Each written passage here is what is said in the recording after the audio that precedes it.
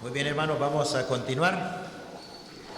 No sé si tenemos claro lo que hemos presentado hasta el momento, lo último que estábamos viendo, para aprender a ver la diferencia entre los muchos anticristos, el espíritu del anticristo y los falsos cristos.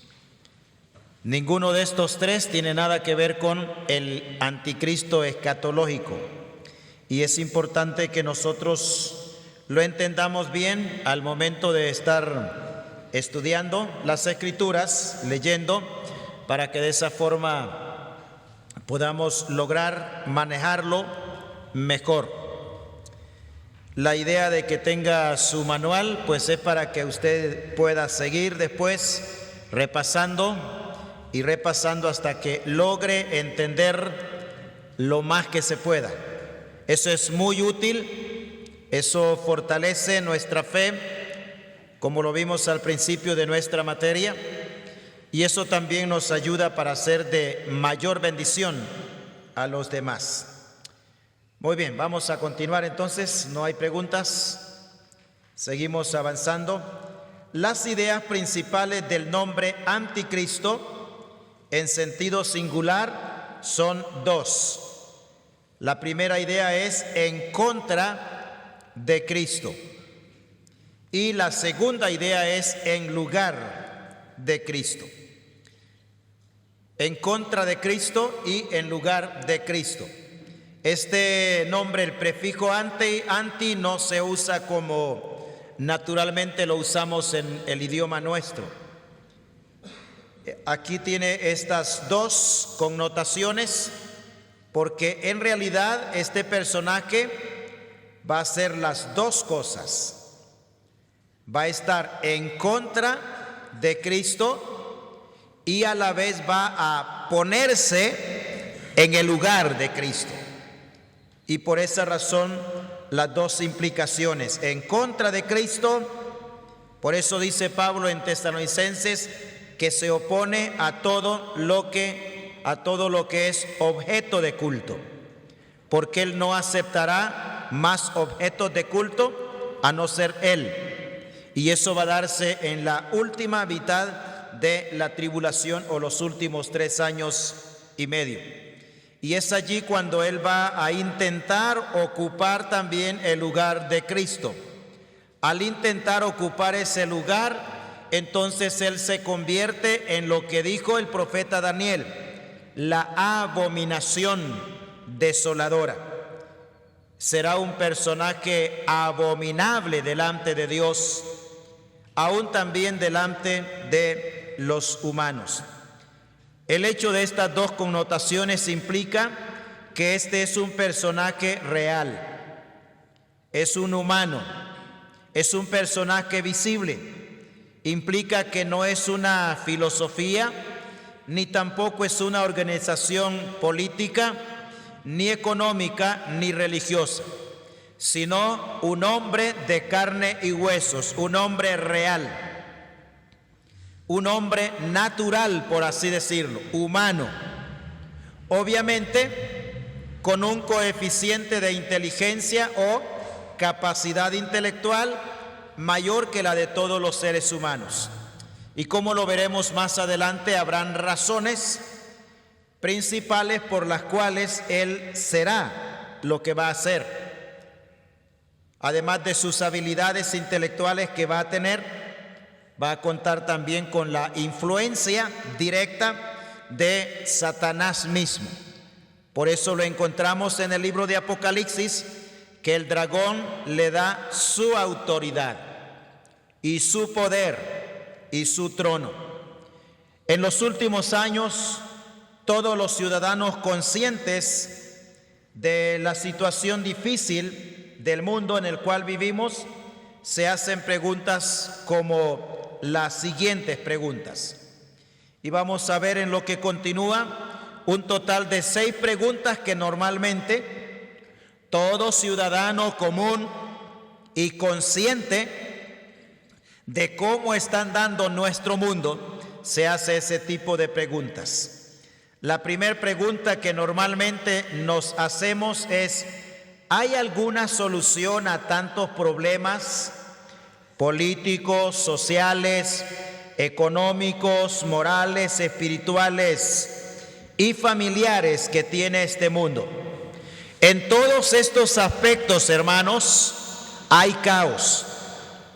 Y es un caos bastante generalizado.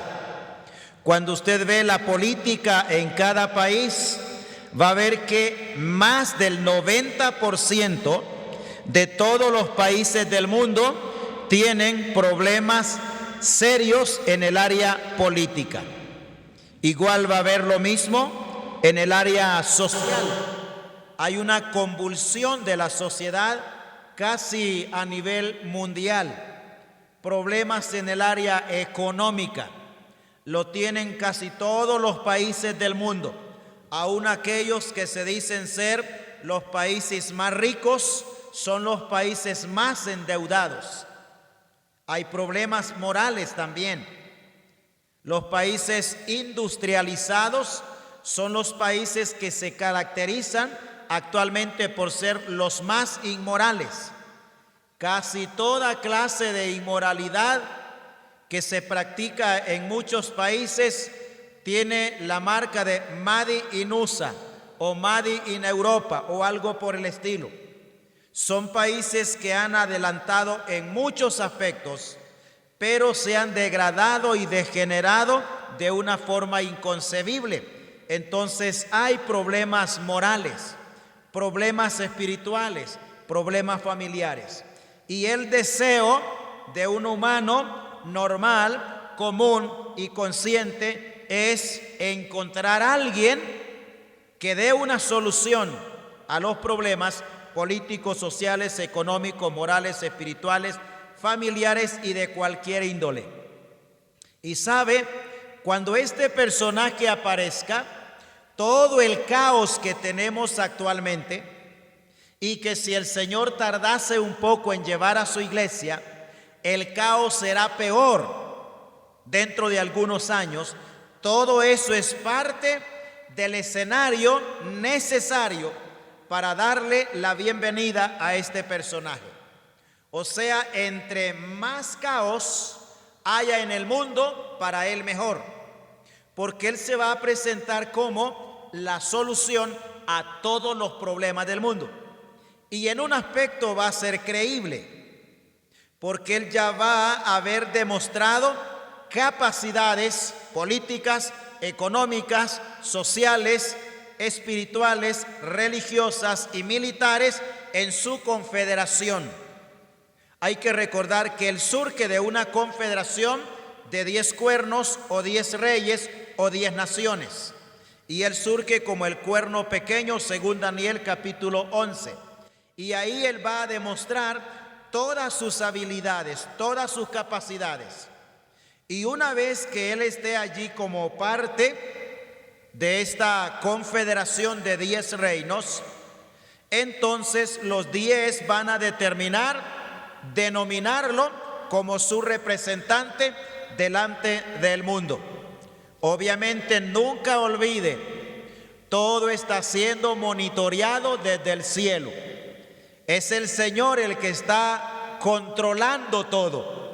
Y eso lo ve claramente en Apocalipsis el capítulo 17, en donde dice que Dios pone en el corazón de ellos para que ellos hagan lo que Él quiere, ponerse de acuerdo y darle a la bestia o anticristo su poder, su trono y autoridad.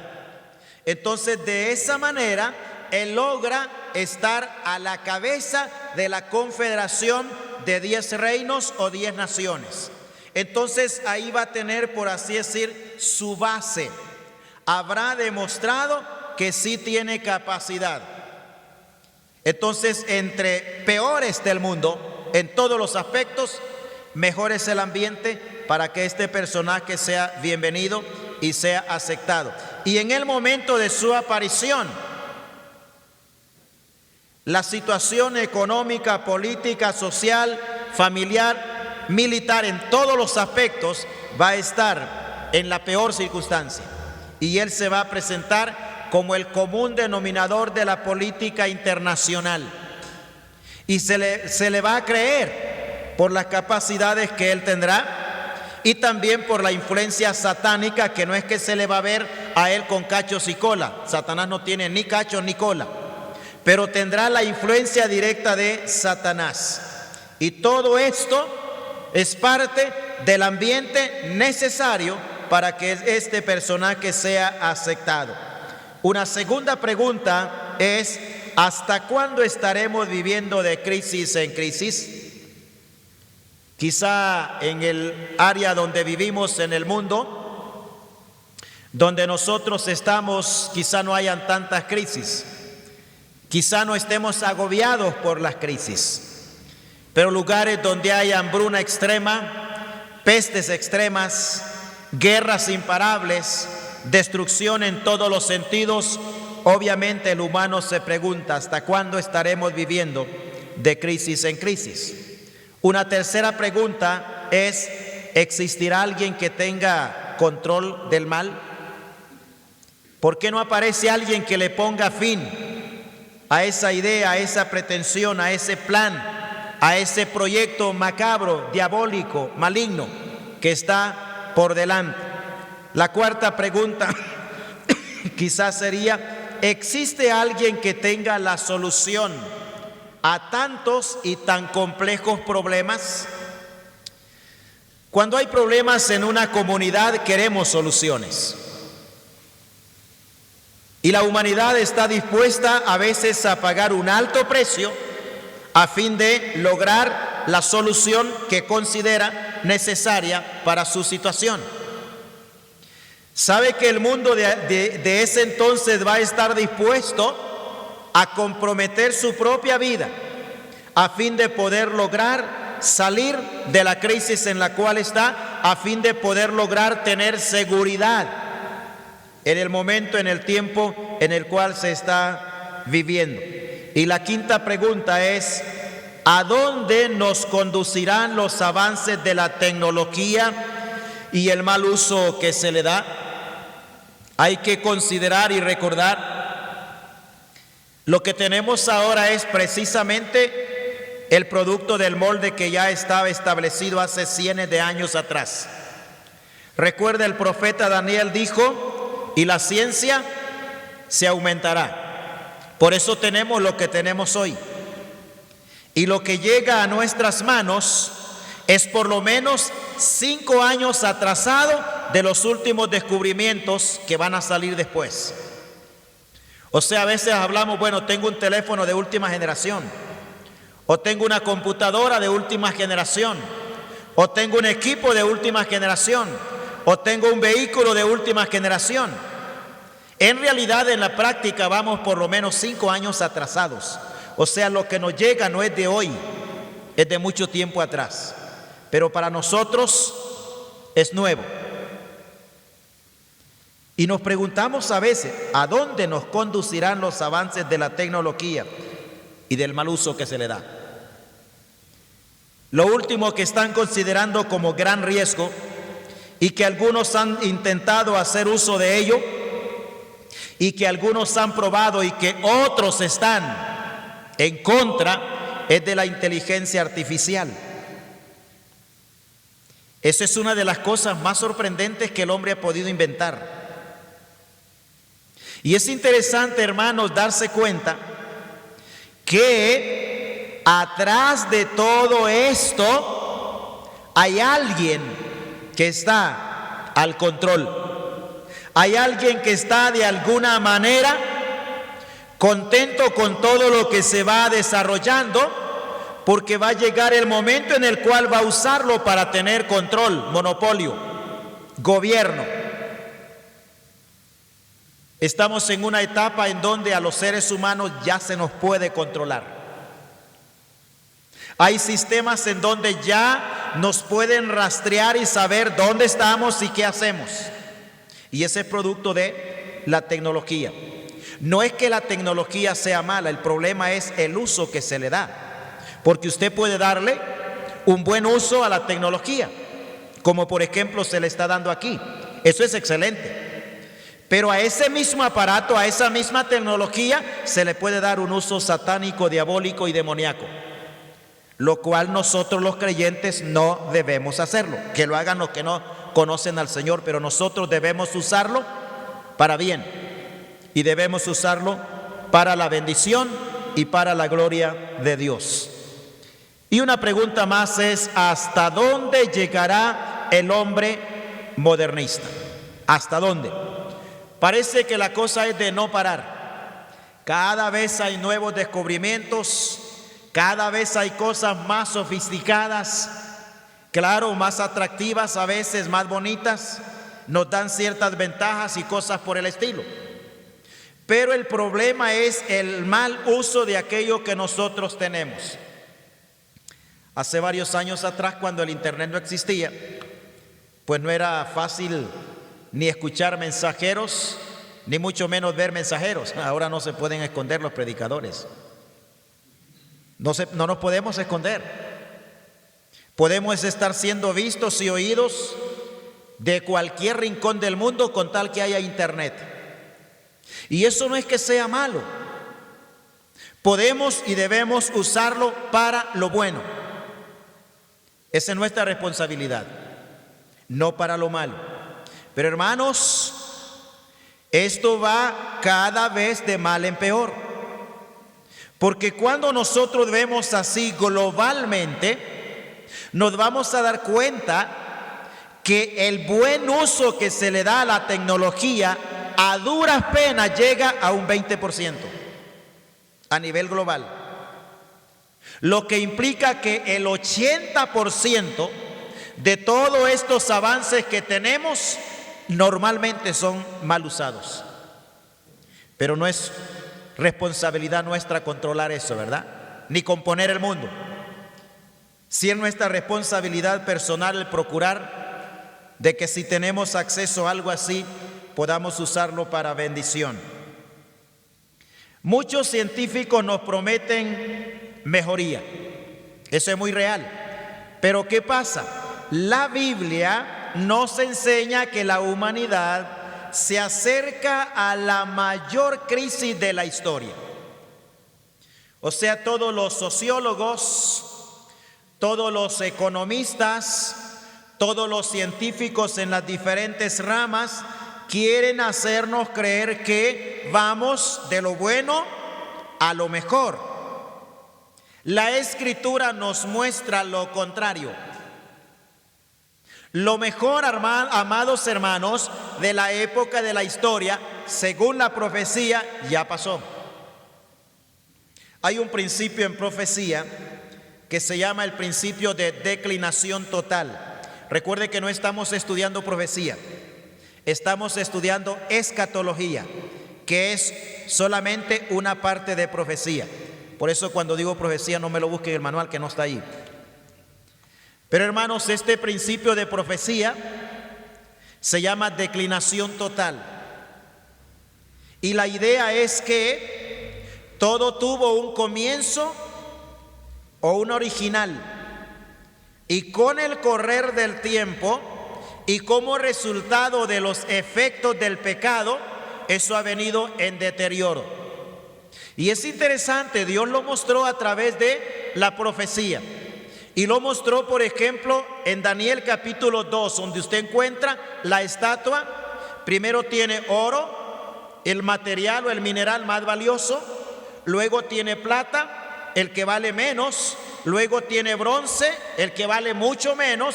Y luego tiene hierro y barro, que no valen casi nada.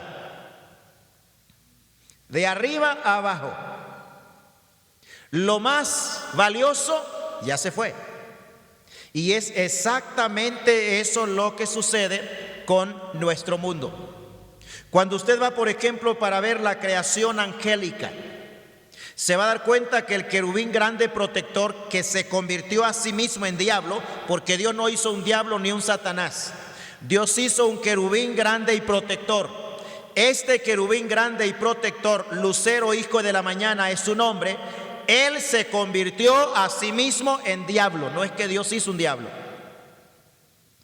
Y usted va a ver el estado original de este ser. era el sello de la perfección, era lleno de hermosura y era acabado de sabiduría. Y luego va a ver la condición final. Perdió la perfección que Dios le había dado, corrompió su sabiduría y se convirtió en el espanto de los humanos. El estado original y la condición final. Y el hombre igual. La creación misma, el universo mismo igual.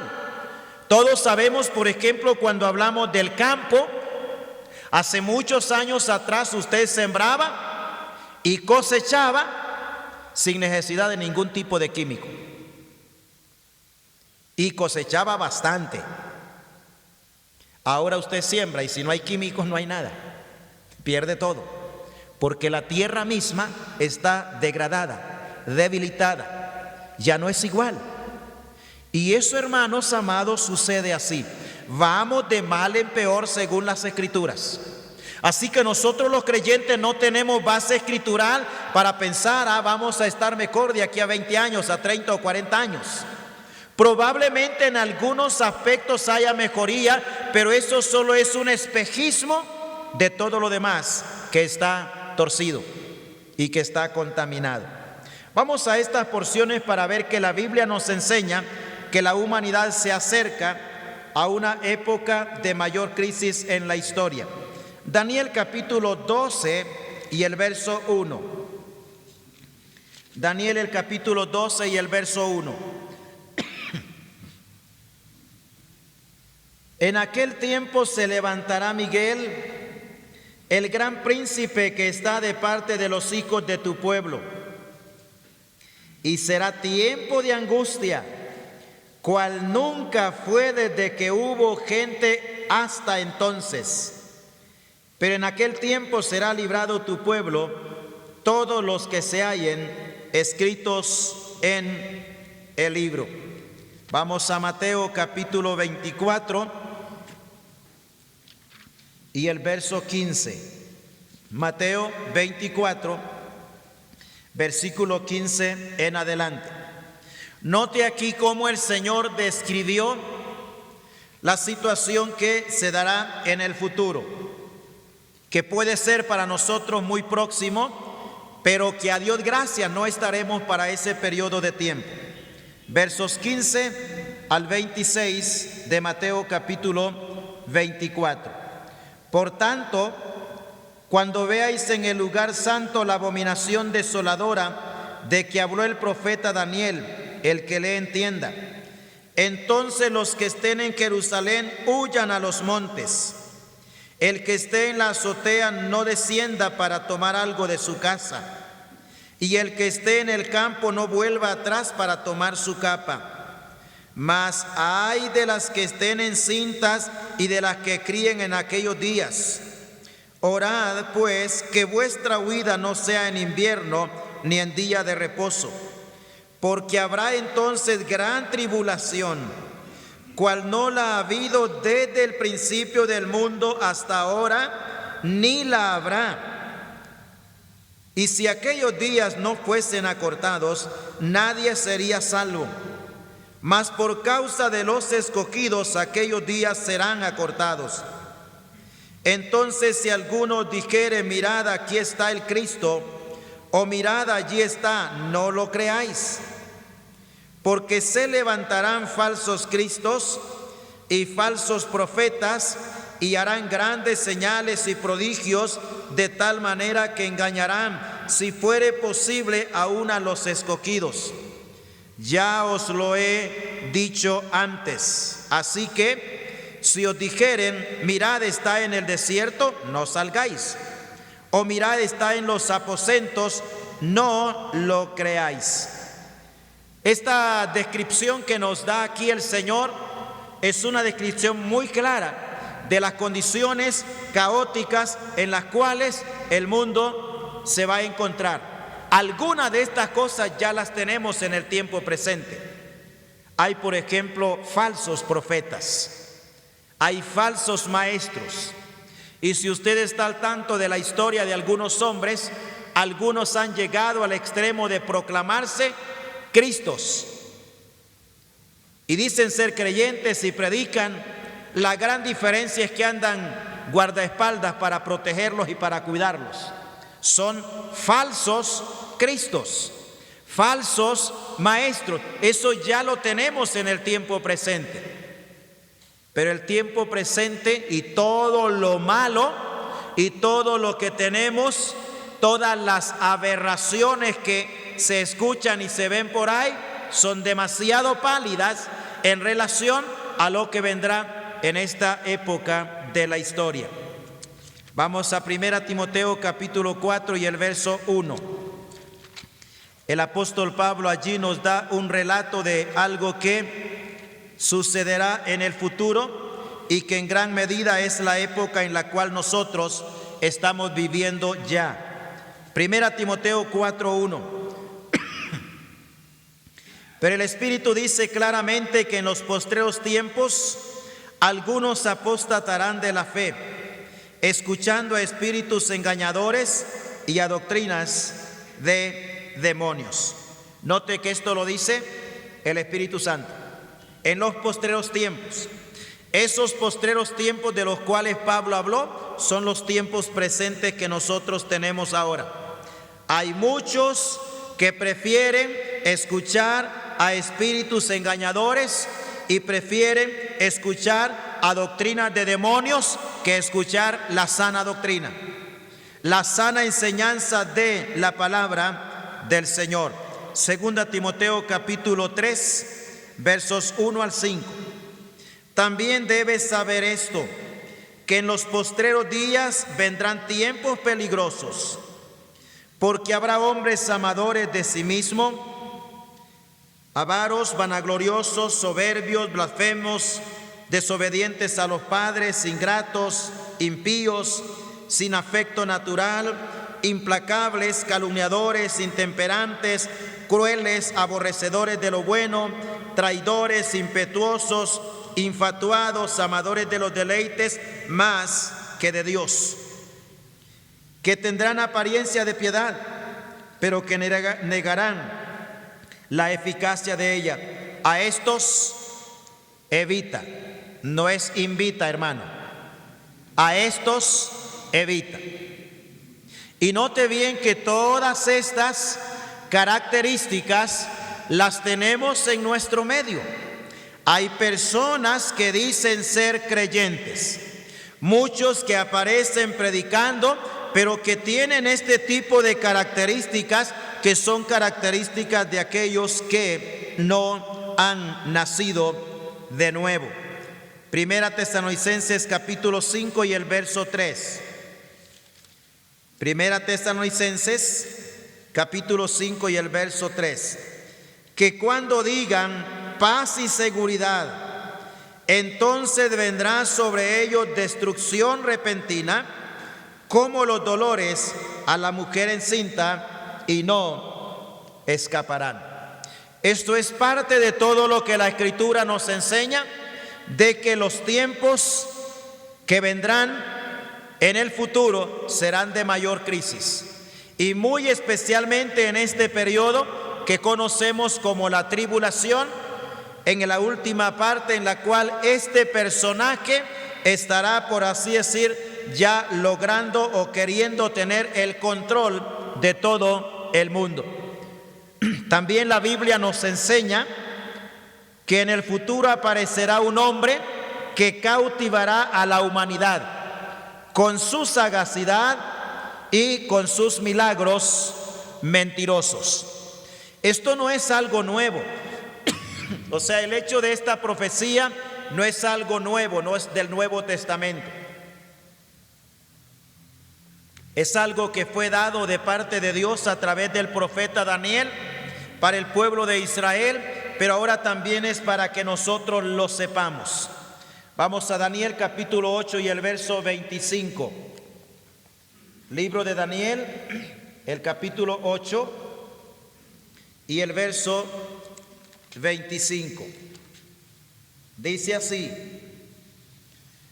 con su sagacidad, aquí está hablando de este rey altivo de rostro, y es una alusión claramente a este personaje llamado el Anticristo, que es el mismo cuerno pequeño del libro de Daniel, es el mismo rey que hará su voluntad de Daniel, es el mismo príncipe que ha de venir de Daniel.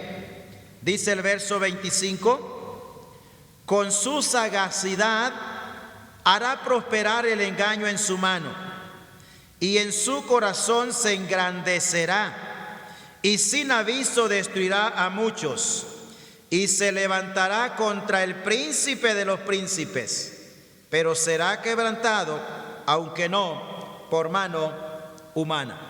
Note bien, será un individuo extremadamente sagaz y habilidoso para engañar.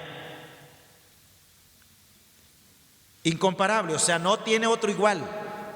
Nadie será tan hábil y tan sagaz para engañar,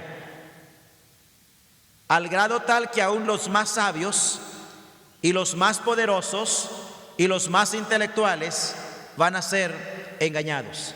Con su sagacidad hará prosperar el engaño en sus manos. Y con razón, hermano, porque él tendrá la influencia directa del diablo. Y no ha habido ni habrá otro engañador más experto, más especialista que Satanás. Y por esa razón tenemos que entender que va a ser difícil para la gente no ceder. Va a ser difícil, porque será un individuo demasiado sagaz, demasiado habilidoso. Tendrá una muy buena oratoria, tendrá toda la capacidad intelectual para, si es posible y si es necesario, hipnotizar a las personas y engañarlas de esa manera. Vamos a 2 Tesalonicenses capítulo 2, versículos 9 y 10. Inicuo cuyo advenimiento es por obra de Satanás, con gran poder y señales y prodigios mentirosos, y con todo engaño de iniquidad para los que se pierden, por cuanto no recibieron el amor de la verdad para ser salvos. Qué descripción, hermanos, más práctica la que nos da aquí el apóstol Pablo, inspirado por el Espíritu Santo. Con todo engaño, dice Pablo, de iniquidad. Y luego dice después que él va a tener la influencia de Satanás, va a tener la capacidad de hacer milagros, prodigios y señales. Es más, él hará milagros que ni el Señor Jesucristo hizo. No porque tenga más poder que el Señor, sino porque no era necesario hacer más milagros de los milagros que el Señor ya hizo. Pero todo esto, dice, son milagros engañosos, mentirosos. O sea, no son realmente milagros verdaderos, pero tendrán toda la apariencia y al parecer todo el efecto de algo verdadero. O sea, es importante entender esto, el por qué razón la gente le va a seguir tan fanáticamente, tan ciegamente, que podrán entonces ellos clamar y decir: ¿quién como la bestia? ¿Y quién podrá luchar contra ella? Las capacidades que este personaje va a demostrar son humanamente extraordinarias. Es por esa razón que el Señor lo dijo en Mateo: si fuere posible, aún hasta los escogidos. Porque van a ser señales que van a aparecer verdaderas, reales, pero dice mentirosas, con todo engaño y señales mentirosas. Entonces la Biblia nos enseña que del futuro va a aparecer este personaje. Este personaje se ofrecerá en oposición a Dios y se va a ofrecer como la solución a todos los problemas del mundo, y enseñará al mundo que se puede lograr todo lo que uno quiera sin necesidad de Dios. Todo lo que se quiera va a ser posible lograrlo sin Dios. Esa es la idea que Él va a darle a la gente en el momento cuando Él tenga acceso, cuando aparezca en el escenario de la humanidad. Va a darle esa idea a todos aquellos que estén dispuestos a seguirlo. Les va a hacer creer que todo se puede conseguir sin Dios. Segunda Tesalonicenses capítulo 2, versos 3 y 4. Nadie os engaña en ninguna manera, porque no vendrá sin que antes venga la apostasía y se manifieste el hombre de pecado, el hijo de perdición, el cual se opone y se levanta contra todo lo que se llama Dios o es objeto de culto, tanto que se sienta en el templo de Dios como Dios, haciéndose pasar por Dios. Por eso es que su nombre significa en contra de Dios y en lugar de Dios.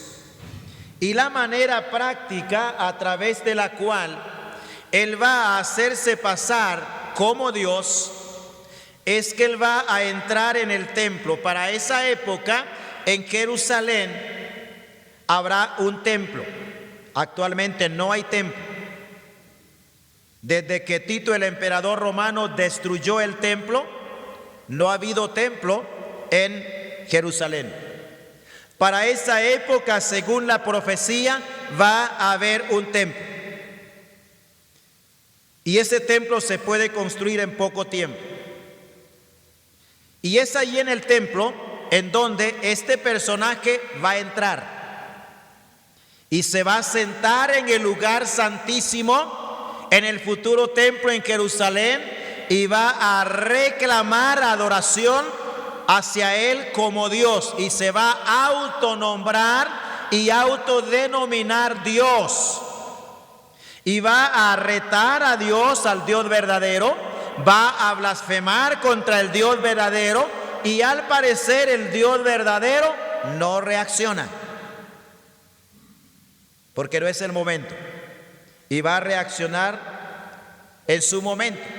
Y así como este personaje va a desafiar y a blasfemar públicamente al Dios verdadero, de la misma manera el Dios verdadero lo va a exhibir a él como derrotado, destruido y enviado al lago de fuego.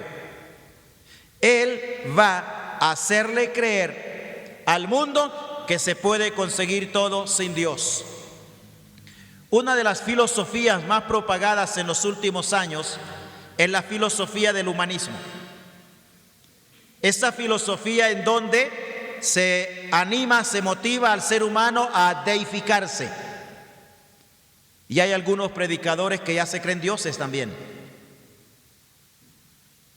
Y de esa manera este personaje va a reclamar. Recuerde que además de eso, además de su deseo, tendrá como socio al falso profeta, que va a promover adoración a la bestia. Y entonces todo eso se va a conjugar para que él pueda lograr así sus pretensiones. Entonces este será aclamado y adorado por las grandes masas de los moradores de la tierra. En Apocalipsis capítulo 13 y el verso 4 nos lo dice de la siguiente manera. 13:4 de Apocalipsis. Y adoraron al dragón, el dragón es el diablo, que había dado autoridad a la bestia. Y adoraron a la bestia. La bestia es el anticristo, diciendo: ¿quién como la bestia? ¿Y quién podrá luchar contra ella? Estas son preguntas de asombro, de admiración y de reconocimiento que las grandes masas de la humanidad de ese entonces van a hacerse y le van a adorar, lo van a proclamar, lo van a aclamar frenética y fanáticamente. De esa forma, el fanatismo alcanzará en esa época su máximo nivel, motivados por el diablo mismo y este personaje. El anticristo será un líder político que va a reunir en sí mismo las cualidades de personajes como los siguientes. Va a reunir en sí mismo cualidades de poder, prominencia, o sea, eso lo va a tener él, lo va a evidenciar, magnetismo personal. El magnetismo personal es virtud atractiva como el imán, tiene la capacidad de atraer. Es una carisma especial que este personaje tendrá. Es tan especial esa carisma que va a atraer a todos hacia sí mismo. Su personalidad atraerá a todo aquel que le vea. Ya tenemos en nuestro medio de repente personas que son muy carismáticas. Usted la ve y siente que puede conectarse con esa persona. A veces es hasta un político, y si es de su partido, y si es el que usted quiere que llegue al poder a ser presidente, y cuando lo ve dando su discurso, como que se conecta con él. O a veces de repente puede ser un predicador o algo por el estilo. Pero este personaje va a tener magnetismo personal, capacidad de atraer a las personas hacia sí mismo, así como el imán atrae lo que es el hierro o los minerales. De esa manera, o sea, no va a ser un tipo feo, no va a ser alguien que infunde miedo, espanto o horror o algo por el estilo. Va a ser alguien atractivo, carismático, con la capacidad aún física de llamar, de atraer, de acercar a las personas a sí mismo. Pero también él tendrá orgullo, dureza y blasfemia contra todo lo santo y lo divino. Por esa razón el apóstol Pablo lo dice en Colosenses: se opondrá contra todo lo que sea objeto de culto, contra el Señor mismo. Pero también él reunirá en sí mismo la característica de demagogia. Demagogia significa el gobierno tirano de la plebe. Y estas características que él va a tener son características sin comparación. Dentro de este hecho implica de que él no va a estar buscando personas morales para asignarle responsabilidades. Lo moral es lo de menos importancia en lo que será, por así decir, su gabinete. Por eso se le llama el gobierno tirano de la plebe, de lo peor. Y amados hermanos, tenemos ya en nuestro medio personas que gobiernan algunos países del mundo que son la peor peste que puede haber en ese país. Hay países que han ido perdiendo poco a poco ciertos principios, inclusive algunos países que establecieron gobiernos bajo principios escriturales. Los han ido perdiendo y dejando y cambiando poco a poco. Ahora a veces no importa si es un inmoral, si tiene un montón de concubinas, no importa cómo viva, lo que haga, la maldad que haga y todo lo demás, si tiene atracción, si tiene capacidad, si tiene poder, se le escoge. Este personaje será así, el gobierno tirano de la plebe. O sea, no va a estar buscando excelencia moral, ni excelencia espiritual, ni excelencia familiar en ninguno de todos aquellos que formarán parte de lo que será su gabinete de control o de gobierno, porque eso no existe. Él será alguien amoral. Todo esto implica que el peor de todos los humanos será el que los gobernará en ese tiempo. El peor de todos es el que los va a gobernar. Y va a ser así porque él tendrá la influencia directa de Satanás. Y nadie puede ser peor que aquel que es influenciado por el diablo. Y él será el que estará a la cabeza en este periodo de tiempo. De esa manera, hermanos, vamos entendiendo que quién es o quién será este personaje llamado el anticristo. El anticristo será un personaje profético escatológico. ¿Qué queremos decir con ello? Que está profetizado de hace mucho tiempo atrás, pero que va a entrar en función y que se va a cumplir y que va a aparecer en el tiempo futuro. Recuerde que la escatología tiene que ver con eventos profetizados a realizarse en el tiempo futuro. Y el primero de esos eventos es el arrebatamiento de la iglesia. Y después siguen los demás que ya hemos mencionado. Él será uno de los 7 protagonistas del periodo de la tribulación que se mencionan en Apocalipsis, los capítulos 12 al capítulo 14. Los protagonistas de ese periodo, los más sobresalientes, por así decir. Estos protagonistas son los siguientes. Tenemos en primer lugar la mujer que representa a la nación de Israel. Ya lo hemos visto anteriormente en el capítulo 12 del libro de Apocalipsis. El segundo protagonista de esta época es el dragón, que representa a Satanás. El tercer protagonista de este periodo de tiempo es el hijo varón, que es Cristo el Mesías. Y luego el cuarto protagonista es el arcángel Miguel, que es el capitán del ejército celestial y el que se va a encargar juntamente con sus ángeles de luchar contra el diablo y sus ángeles y de derrotar, derrocar y sacar o desterrar, por así decir, de su habitación actual a Satanás y enviarlo a la tierra. Y luego el quinto protagonista es el remanente fiel. Ese remanente fiel son los creyentes de la nación de Israel, entre los cuales también habrán gentiles que se convertirán como producto o resultado de la predicación del mensaje del evangelio del reino. Y luego también tenemos este protagonista, la bestia, que surge del mar, que representa al anticristo. Y luego la bestia o la segunda bestia o la otra bestia que sale de la tierra, que representa o que es el falso profeta. Estos son los personajes que aparecen como protagonistas principales en los capítulos 12, 13 y 14 de Apocalipsis. No es de todo el libro de Apocalipsis, sino solamente de estos 3 capítulos del libro de Apocalipsis. Ahí encontramos estos 7 protagonistas principales. ¿Estamos claros? ¿Ya terminó de completar? Seguimos.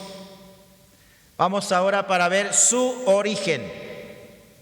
En primer lugar, será un gentil. No dice el versículo clara o directamente o literalmente así, pero lo deducimos o concluimos así por lo que la Escritura dice. Apocalipsis capítulo 13 y el verso 1. Me paré sobre la arena del mar y vi subir del mar a una bestia que tenía 7 cabezas y 10 cuernos, y en sus cuernos 10 diademas, y sobre sus cabezas un nombre blasfemo. Hay que recordar que aquí está hablando de la bestia como un conjunto de 10 reinos, pero de ese conjunto de 10 reinos, el anticristo o la bestia será la cabeza. Él llegará a estar a la cabeza, aunque iniciará desde abajo como cuerno pequeño, que esa expresión de cuerno pequeño tiene la idea de alguien inofensivo, de alguien que no se le cree mucho al principio, que puede lograr desarrollarse y crecer. Pero es interesante que, según Daniel, este va creciendo poco a poco. Dice Daniel que luego después sobresale y crece más que los 10. Y ahí está hablando de este personaje. El término mar o aguas además de representar confusión en algunas porciones de la Biblia, en este contexto representa las naciones gentiles. Vamos a el capítulo 17 de Apocalipsis, verso 1 y verso 15. Vino entonces uno de los 7 ángeles que tenía las 7 copas y habló conmigo diciéndome: ven acá y te mostraré la sentencia contra la gran ramera, la que está sentada sobre muchas aguas. Allí la frase que nos interesa es muchas aguas. Ahora en el verso 15 del mismo capítulo 17 está explicándonos qué significan esas aguas. Verso 15. Me dijo también: las aguas que has visto donde la ramera se sienta son pueblos, muchedumbres, naciones y lenguas. Entonces este personaje saldrá de allí, del mar que representa las naciones. De ese lugar aparecerá él, y por esa razón entonces se considera que será un personaje de una de las naciones gentiles.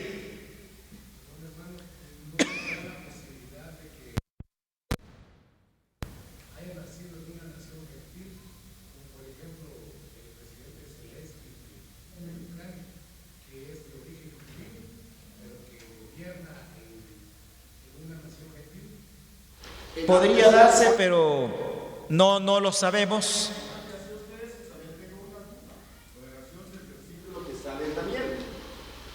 En Daniel capítulo 11, verso 37 dice: del Dios por D mayúsculo, del Dios de sus padres, los judíos, no hará caso, bueno, el criterio es el anticristo, ni del amor de las mujeres, va a ser un homosexual.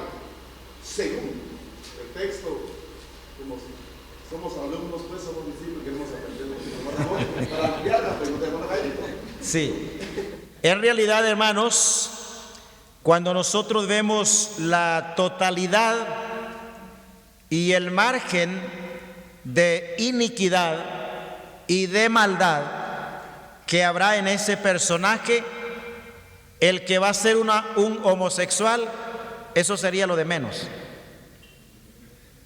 O sea, él puede ser cualquier tipo de degenerado y depravado.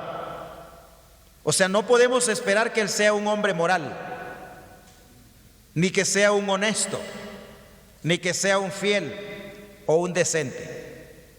Así que, aunque el pasaje ahí no dice claramente que va a ser de esa tala, por así decir, pero eso sería lo de menos. Va a ser mucho peor que algo así, mucho peor que algo así. Entonces no hay, digamos, algo claro que diga, bueno, pues tiene que ser así. Podría ser, pero de dónde él surge, vamos a ir viendo que al parecer está desconectado de lo que es el país de Israel. Está desconectado según lo que vamos a ir viendo en el pasaje. Y hay que notar que desde Daniel, el capítulo 11, allí no hay ninguna evidencia de que sea un judío, porque note que está hablando de la bestia espantosa y terrible, en gran manera fuerte, que tiene 10 cuernos, o sea, 10 reinos o 10 reyes, o formado de 10 naciones, y que surge de entre los 10 el cuerno pequeño. O sea, según lo que se puede ver desde Daniel capítulo 11, no hay mucha conexión con Israel. Está más conectado con el mundo y el aspecto gentil, porque es la misma bestia espantosa y terrible que aparece con los 10 cuernos, de entre los cuales aparece el cuerno pequeño. Entonces eso es lo que podemos ver más claramente en la Escritura. Yo sé que algunos piensan que va a ser un homosexual. Si sería eso, sería lo de menos. No sé si me entienden con la expresión, ¿verdad? Porque no podemos ser de alguien moral. Puede ser de lo peor. recuerde, tendrá la influencia del diablo mismo. O sea, no puede haber nada positivo, por así decir, en ningún aspecto de la vida de él. Nada positivo. Él será la cabeza final del poder de los gentiles o de los tiempos de los gentiles. Tiempo que inició con Nabucodonosor y va a terminar con el anticristo. El Señor mencionó los tiempos de los gentiles en el Evangelio de Lucas capítulo 21. Lucas el capítulo 21, versos 20 al 24. Pero cuando viereis a Jerusalén rodeada de ejércitos, sabed entonces que su destrucción ha llegado. Entonces los que estén en Judea huyan a los montes, y los que en medio de ella, y los de en medio de ella, váyanse, y los que estén en los campos no entren en ella, porque estos son días de retribución, para que se cumplan todas las cosas que están escritas. Mas ay de las que estén encinta y de las que críen en aquellos días, porque habrá gran calamidad en la tierra e ira sobre este pueblo, y caerán a filo de espada y serán llevados cautivos a todas las naciones, y Jerusalén será hollada por los gentiles hasta que los tiempos de los gentiles se cumplan. Como mencionamos, los tiempos de los gentiles es un término, es una expresión profética y escatológica a la vez, que tiene que ver con todas las épocas de la historia en donde Israel como nación ha estado bajo la bota de los gentiles, o bajo el pie de los gentiles, o bajo el control y el dominio de los gentiles. Y eso comenzó desde Nabucodonosor. Desde la época de Nabucodonosor, que fue el que llevó cautivas las dos tribus que habían quedado en el sur del país de Israel. Hay que recordar que eran 12 tribus, y las 10 tribus del norte fueron llevadas cautivas por Sennacherib, rey de Asiria. Y más o menos 135 años más tarde, Nabucodonosor llevó cautivas las 2 tribus que habían quedado en el sur del país de Israel. Y a partir de allí, Israel como nación nunca ha visto la luz del sol, ni políticamente, ni económicamente, ni espiritualmente. Israel ha sido regado, dispersado en todo el mundo, en todo el mundo. Y esos tiempos desde Nabucodonosor hasta el día de hoy, Israel sigue siendo pateada y pisoteada, y va a seguir así hasta que los tiempos de los gentiles se cumplan, cuyos tiempos van a terminar con este personaje llamado el anticristo. Allí se acabará de una vez por todas y para siempre el pisoteo de los gentiles sobre la santa ciudad de Jerusalén, cuando el Señor venga en su segunda venida y ponga a este personaje en su lugar. Este personaje no verá muerte.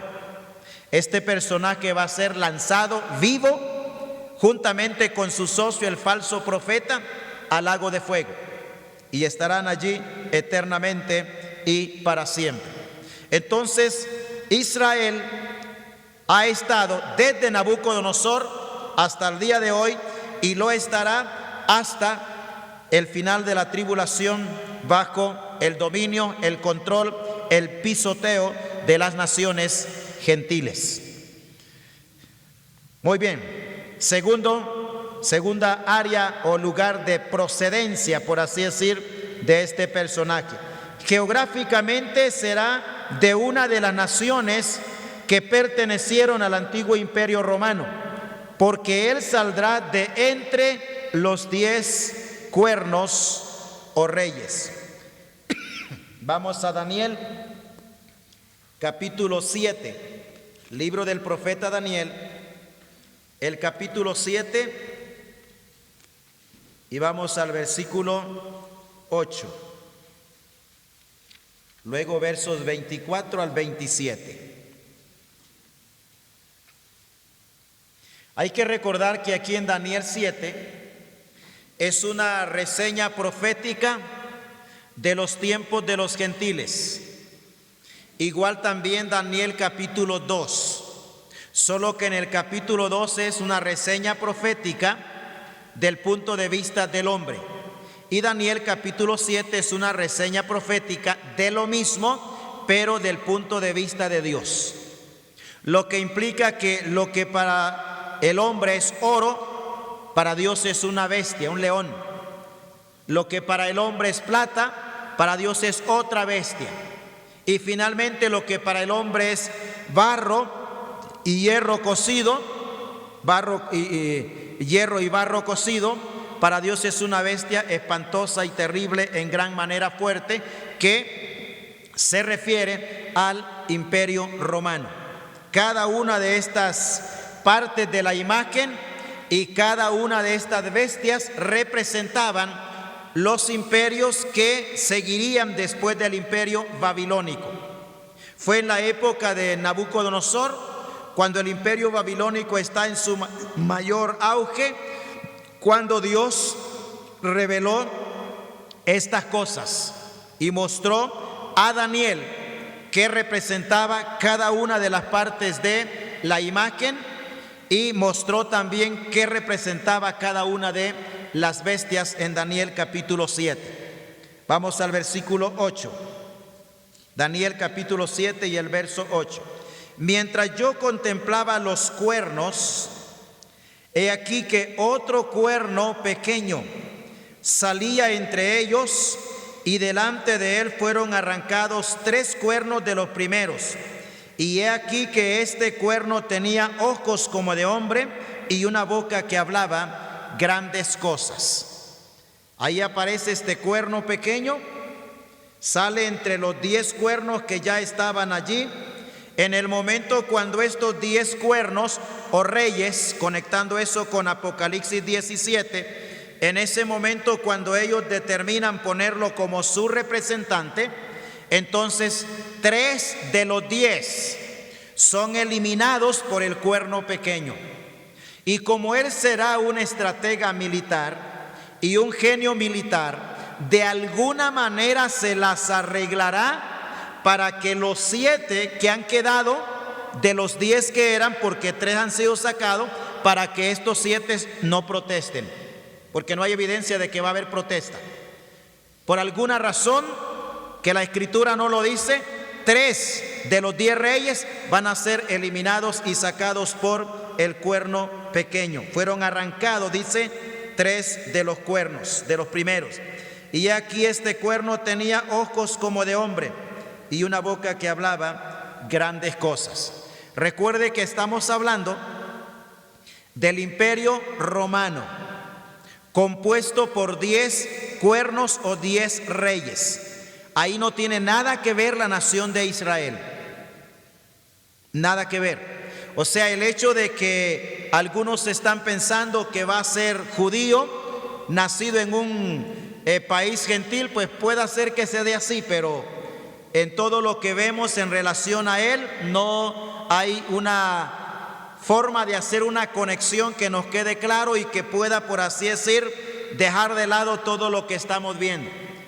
Está hablando de poderes gentiles, de gobiernos gentiles, de reyes gentiles, en donde Israel no tiene nada que ver. Verso 24 al 27. Y los 10 cuernos significan que de aquel reino se levantarán 10 reyes, y tras ellos se levantará otro, el cual será diferente de los primeros, y a 3 reyes derribará, y hablará palabras contra el Altísimo, y a los santos del Altísimo quebrantará, y pensará en cambiar los tiempos y la ley, y serán entregados en su mano hasta tiempo, 1 año, tiempos, 2 años, y medio tiempo, medio año.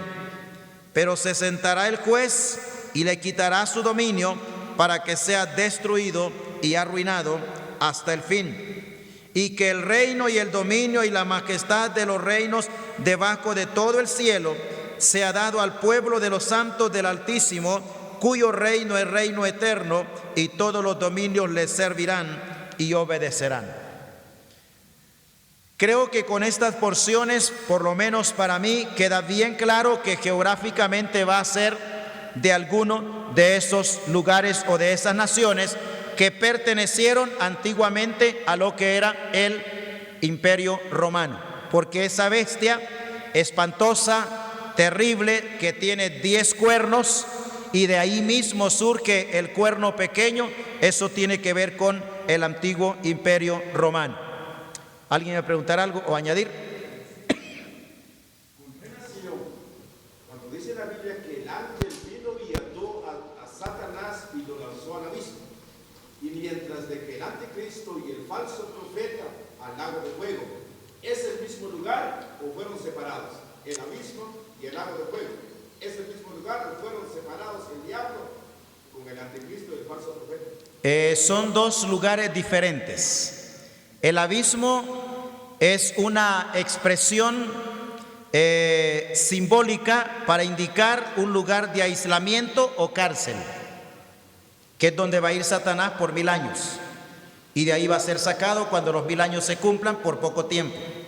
Mientras que el anticristo o la bestia, que es el mismo, y el falso profeta, ellos son lanzados directamente al lago de fuego. O sea, ellos van a estar trabajando por un tiempo que es el tiempo de la tribulación, y van a estar trabajando más de la mano los últimos 3 años y medio, cuando Satanás sea arrojado del cielo y viene en persona a la tierra. Ahí van a estar trabajando los 3 juntos. Pero al momento del juicio, el juicio de Satanás es posterior al reino milenial, y el juicio del anticristo y del falso profeta es anterior al reino milenial. Hay una diferencia de por lo menos 1000 años entre cuando llegan al lago de fuego el anticristo y el falso profeta y cuando llega Satanás. Ellos van a ir primero a lo que es el lago de fuego. Vamos a Apocalipsis capítulo 19 y el versículo 19 y 20. Y vi a la bestia y a los reyes de la tierra y a sus ejércitos reunidos para guerrear contra el que montaba el caballo y contra su ejército. Y la bestia fue apresada, y con ella el falso profeta que había hecho delante de ella las señales con las cuales había engañado a los que recibieron la marca de la bestia y habían adorado su imagen. Estos dos fueron lanzados vivos dentro de un lago de fuego que arde con azufre. Luego capítulo 20 y el verso 10.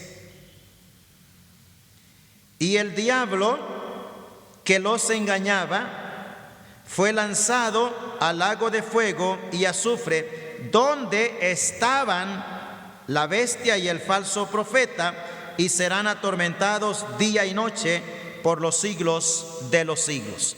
En el verso 7 encontramos que cuando los 1000 años se cumplan, Satanás será suelto de su prisión. Y después de ser suelto de la prisión, él va para procurar malograr por última vez el plan de Dios, levantando una revuelta contra el Rey de Reyes y Señor de Señores y contra sus santos. Todos ellos van a ser eliminados, todos los que se rebelen contra el Señor, y Satanás va a ser entonces enviado al lago de fuego. 1000 años después de cuando hayan sido enviados el anticristo y el falso profeta. Aquí hay varias cosas interesantes. Una de ellas, se evidencia que en el lago de fuego se está sin aniquilarse, o sin desaparecer, o sin consumirse. Cuando Satanás llega al lago de fuego, el falso profeta y el anticristo tendrán 1000 años de estar allí y están vivos. Están vivos, porque nadie se aniquila o se esfuma o se extermina ni en el cielo ni en el lago de fuego. En cualquiera de los dos lugares se está eternamente y para siempre. Los creyentes, los salvados, todos, de todos los tiempos, estaremos a salvo de la condenación eternamente, absolutamente y para siempre. Los no creyentes o los incrédulos estarán en el lugar de condenación, de sufrimiento, de dolor, el lago de fuego eternamente y para siempre, y nunca se consumirán. Por eso dice que es un fuego que nunca se apaga. El gusano nunca muere. Está allí en sufrimiento total, completo, intenso por toda la eternidad. Muy bien, ¿estamos claros con esto? Sí, hermano. En la historia del Imperio Romano se podrá mencionar algunos de esos países que, por ejemplo, ahí se mencionan 10 cuernos, se podrán mencionar algunos países de esos, hermano. ¿Verdad? Para saber un poquito más. O por lo menos quieren los 6.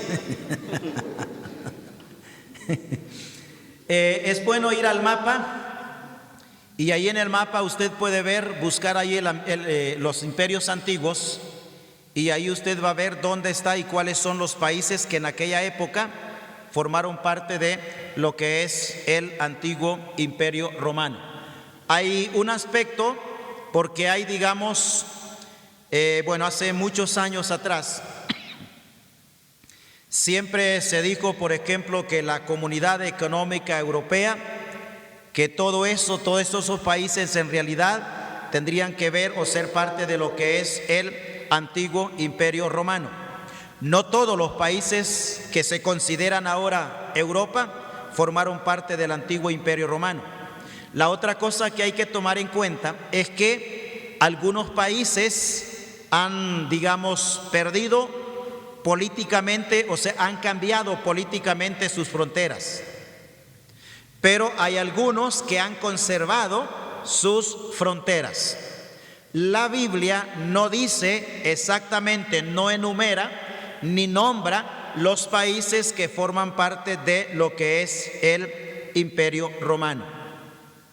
Obviamente, el país que, aunque no está mencionado así de manera literal en la Escritura, pero que es uno de los principales, es Italia. Y luego están los otros países que normalmente están en su entorno, pero hay algunos están considerados como miembros asociados o agregados. Pero habrá un grupo que son los 10, que son los que la Escritura enseña, o por lo menos en relación a cantidad, serán 10 países o 10 naciones. Puede haber, ya que hay más de 10 socios importantes o principales, por así decirlo, puede ser que haya una fusión entre dos para hacer un solo y de alguna manera completar los 10. Si la Biblia dice que son 10 y luego ahí aparecen como 14 socios principales, de alguna manera van a quedar para este periodo de tiempo solo 10, porque eso es lo que dice la profecía. Y recuerde, la profecía es el molde en el cual se introduce el desarrollo de la historia de la raza humana. Pero la Biblia no dice, bueno, es Francia, es Alemania o cualquier otro país. Ahí no nos da ese tipo de nombre, solo nos da la cantidad de países que van a formar para ese tiempo el antiguo imperio romano. Ok, y vamos ahora con el tercero. La tercera área, por así decirlo, fuente de origen, es espiritualmente. Procederá de Satanás y surgirá del abismo. Vamos a 2 Tesalonicenses capítulo 2 y el verso 9. 2 Tesalonicenses capítulo 2, verso 9. Tenemos su procedencia geográfica y ahora su procedencia espiritual. Dice 2:9 de 2 Tesalonicenses: inicuo cuyo advenimiento es por obra de Satanás, con gran poder y señales y prodigios mentirosos. Note bien, procede de Satanás. Es por obra de él que él surge. Y vamos al capítulo 11 de Apocalipsis y el verso 7. Cuando hayan acabado su testimonio, la bestia que sube del abismo hará guerra contra ellos y los vencerá y matará. Y ahí está hablando de el mismo personaje. Entonces espiritualmente procede de Satanás. Ahí mismo en Tesalonicenses, como también en Apocalipsis el capítulo 13, encontramos que Satanás le da su poder, su trono y autoridad. Y en cuarto lugar, socialmente se levantará de en medio de la confusión, de en medio del caos político, caos religioso, económico, social y caos en cualquier otro sentido, aspecto que va a existir en su momento. Esto es lo que mencionábamos hace un tiempito atrás, viendo de que entre más grave es la situación, entre mayor sea el caos que va a haber para esa época, para este personaje es mejor. Porque la gente va a estar desesperada, buscando alguna salida, alguna solución, alguien que surja, que le ofrezca, le prometa y que tenga expectativas de cumplirle, salir de la situación en la cual ellos se encontrarán. Capítulo 13, versículos 3 y 4. Vi una de sus cabezas como herida de muerte, pero su herida mortal fue sanada. Y se maravilló toda la tierra en pos de la bestia. Y adoraron al dragón que había dado autoridad a la bestia. Y adoraron a la bestia diciendo: ¿quién como la bestia y quién podrá luchar contra ella? En el verso 3, en donde se habla de una de sus cabezas herida como de muerte o herida mortal y que luego fue sanada, algunos tratan o entienden de que el anticristo va a ser un personaje que va a morir pero que luego va a resucitar y que eso le va a dar mayor aceptación. Pero en realidad estos términos en el idioma original no tienen nada que ver ni con muerte ni con resurrección. Tienen que ver más con la desintegración del imperio como tal y luego la reunificación que surgirá en el imperio. No puede ser este personaje, el anticristo, un individuo resucitado por varias razones. Una, procede de Satanás, dice Pablo, y Satanás nunca antes, ni hoy, ni después ha levantado o levantará a alguien del sepulcro. Nunca. Porque el poder de la resurrección es divino. No es ni humano ni angélico. Es divino. Solo el poder divino puede levantar muertos. Nadie más. En segundo lugar, en el Evangelio de Juan, dice que los muertos saldrán de los sepulcros solamente cuando escuchen la voz del Señor. Solamente cuando escuchen la voz del Señor. Y en este caso, este personaje no tiene, no podrá ser alguien que ha muerto. Ningún incrédulo ha sido levantado por poder ni aún de ninguna otra índole, mucho menos poder diabólico. Eso no se puede dar. Esta expresión aquí está en conexión con la bestia que era, no es y será. Era tiempo pasado, no es tiempo presente cuando como imperio está desintegrado. y será tiempo futuro cuando se va otra vez a reintegrar o a reunificar o a reaparecer como imperio. Entonces socialmente va a surgir de ahí, del caos, de la confusión, y eso le va a ayudar a él para ser aceptado, y es cuando entonces dirán quién como la bestia y le van a adorar de esa forma, fanáticamente. ¿Sí, hermano? Una pregunta, hermano, cuando habla de la herida de muerte, ¿en qué tiempo de la tribulación va a suceder ese acontecimiento? Bueno, la herida de muerte sucedió hace muchos siglos atrás, cuando el Imperio Romano se desintegró. Y esa herida mortal va a sanar cuando ya surja otra vez el antiguo Imperio Romano nuevamente. Entonces ahí es cuando va a sanar. Pero la herida mortal se dio en la época cuando el imperio como tal fue desintegrado. Hermano, si pudieras explicar un poco al respecto de Tesalonicenses 2:7, de alguna manera con respecto a ese punto 4, de alguna manera en el tiempo de Pablo y Juan ya estaba en acción estos puntos. Si pudieras ampliar algo, hermano, al respecto de cómo se ha manifestado el anticristo, hermano. Porque ya está en acción el misterio de la iniquidad, solo que hay quien al presente lo detiene hasta que él a su vez sea quitado. ¿Es el misterio de iniquidad que quiere explicación o el que va a ser o el que lo detiene?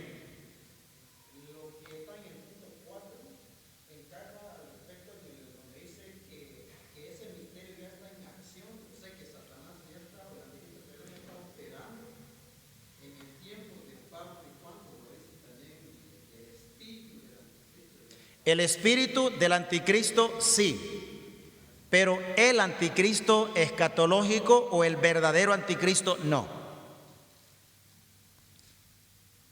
Ok. Muy bien, ¿estamos claros con esto, hermanos? Tenemos cuatro, por así decir, cuatro fuentes de procedencia o de origen, por así decir, de este personaje.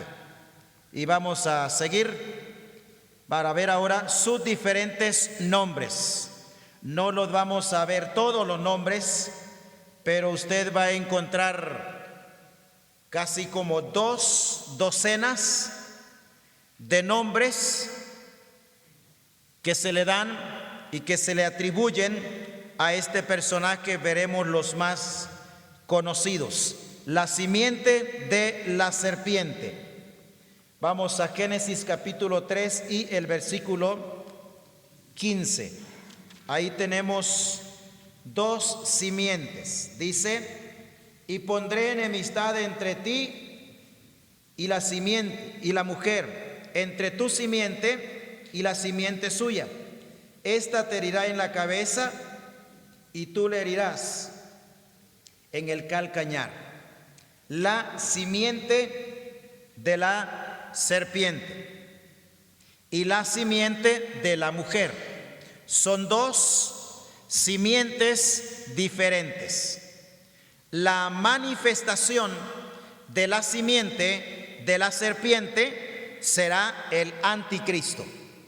La manifestación de la simiente de la mujer es la persona del Señor Jesucristo. Entonces vemos que el pasaje tenemos en él 2 simientes, la de la mujer y la de la serpiente. Es importante ver que esta es la primera profecía en relación a la persona de Cristo, pero a la vez también la primera profecía en relación a la persona del anticristo. Génesis capítulo 3, verso 15 nos da esas 2 profecías de estos 2 personajes. Simiente de la mujer, la persona de Cristo. Simiente de la serpiente es la persona del anticristo. Entonces vemos que el anticristo será la representación de Satanás. Es por esa razón que cuando vamos a Apocalipsis, ahí encontramos que el dragón le da su poder, su trono y autoridad. Pablo lo dice en Tesalonicenses que procede también de Satanás. Él le va a representar, tendrá la influencia directa de Satanás, que será una de las varias razones por las cuales la gente no podrá negarse a aceptarle como Él quiere que lo acepte. De la manera, así como Cristo es la simiente de la mujer, de esa misma manera también el anticristo será la simiente de la serpiente. Recuerde también que a Satanás se le llama la serpiente antigua, ¿verdad? El diablo y Satanás. Entonces es allí la conexión que nosotros encontramos en las Escrituras. De la manera como Dios se manifestó a la humanidad en la persona de Cristo, de esa misma manera Satanás se va a manifestar a la humanidad en la persona del anticristo. O sea, como Dios ha tenido la forma más sencilla, más completa, más palpable y más plena de revelarse a nosotros a través de la persona de Cristo, dándole a Él un cuerpo humano semejante al nuestro, pero sin pecado. De manera semejante, Satanás va a representarse en el anticristo a la humanidad. Satanás siempre ha sido el antiguo imitador, el mejor imitador de todo el programa de Dios. Aunque él sabe mucho, no es omnisciente. Pero una vez que ve un plan de Dios que comienza a desarrollarse, él pone una manera u otro plan paralelo, corrupto, para echar a perder el plan o el programa de Dios. Eso ha sido así a través de toda la historia. El mejor imitador de la historia se llama Satanás. Y cuando él sabe que un programa o un proyecto divino va a desarrollarse y va a tener éxito, entonces va a procurar corromper ese programa. Va a procurar adulterar ese programa. Y eso lo tenemos evidenciado proféticamente. El Señor, por ejemplo, lo mencionó en la parábola del trigo y la cizaña. Ambas se siembran. El dueño del campo fue y sembró trigo, pero luego vino el enemigo y sembró en el mismo campo, quizá probablemente en el mismo surco, cizaña. Y es interesante que literalmente cizaña y trigo tienen 98% de similitud. O sea, la planta en sí, 98% de similitud. O sea, son pero tan parecidos. Por eso el Señor les dijo, no lo arranquen. No sea que por arrancar cizaña, arranque trigo, por la similitud. Pero es interesante que al final, lo que produce el trigo es alimento. Y lo que produce la cizaña, la semilla que produce, es veneno. Eso es literalmente así.